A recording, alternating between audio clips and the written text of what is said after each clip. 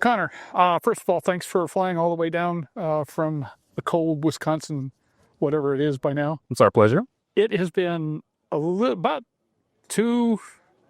almost two and a half years since I flew DeltaHawk SR-20 version 1, let's just call it that. Sure.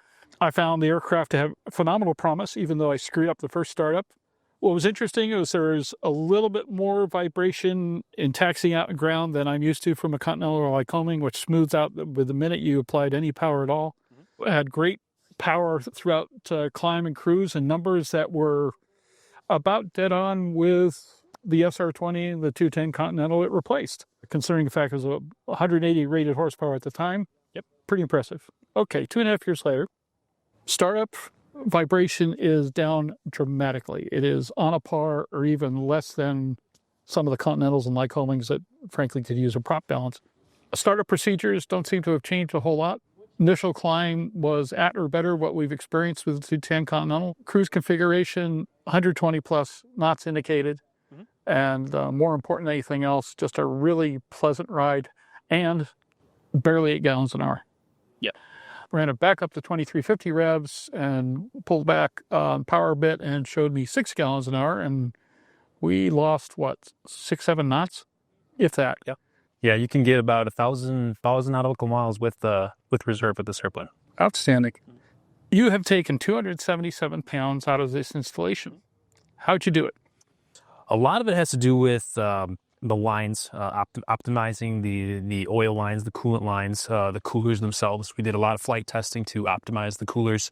We were very overcooled at first. We also took a lot of weight out of the ducts themselves with a lighter composite material. Changed the oil tank. The whole package is just smaller and lighter. And there's more to come too. With the next gen, we will have, I don't want to say half the amount of lines, but it's going to be pretty close. There's going to be a lot less stuff under that column. It's going to look a lot simpler. So just with that, we've taken 200 plus pounds out of the installation, which has really helped us with performance and just being able to be competitive in the market. It's back to being a 4-seater. Absolutely. Yeah. There you go. What else is in the future for the SR-20 installation? So for the future, we have our new 400 series block, which is going to come. The block itself has weight taken out of it. A lot of internal drillings on the accessory cover on the back and the block itself. That'll take more. You replaced some of the plumbing in that way, didn't you? Absolutely. Yep. So we have, instead of a line running to our nose of the aircraft for the prop governor, we have internal drillings for that. And we have internal drillings to feed the oil to the high pressure fuel pump. So we will no longer have to have lines running to that. So a lot of optimization there. And then obviously higher horsepower. We would like to get this up to at least 200 horsepower. Outstanding. Now the RV-14 flew a couple of months ago, showed up at Oshkosh, and I got such a kick as the owner builder of the aircraft gets out. He's got his little scratch pad with him, and he is bragging about all the fuel he's not burning.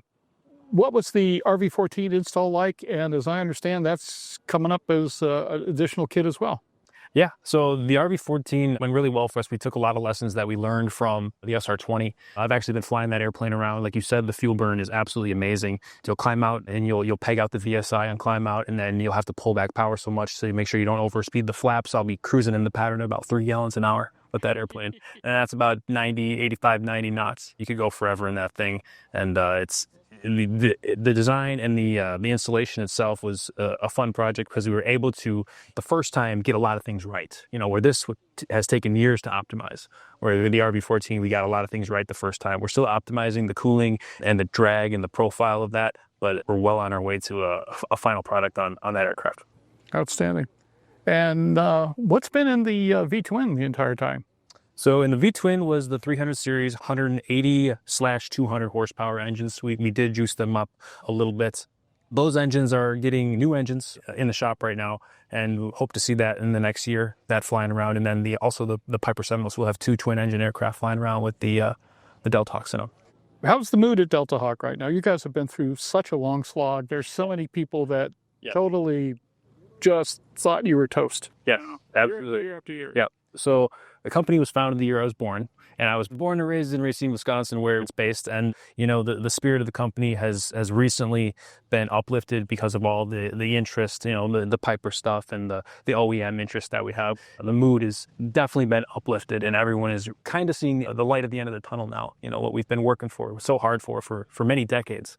It's really cool to finally see it come to fruition, and to talk to you how you've gone from one iteration of flying this aircraft and getting the feedback you give us today is really cool. And Zach and I'll go back to DeltaHawk, and we'll explain to everyone, we'll tell everybody what went on here, and everyone's just going to be even happier. Will there be an STC for the SR-20?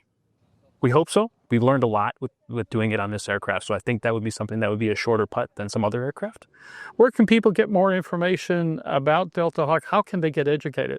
Well, you can go to our website and figure out what we have going on. You can sign up to get more information. Connor, thanks for the use of your airplane.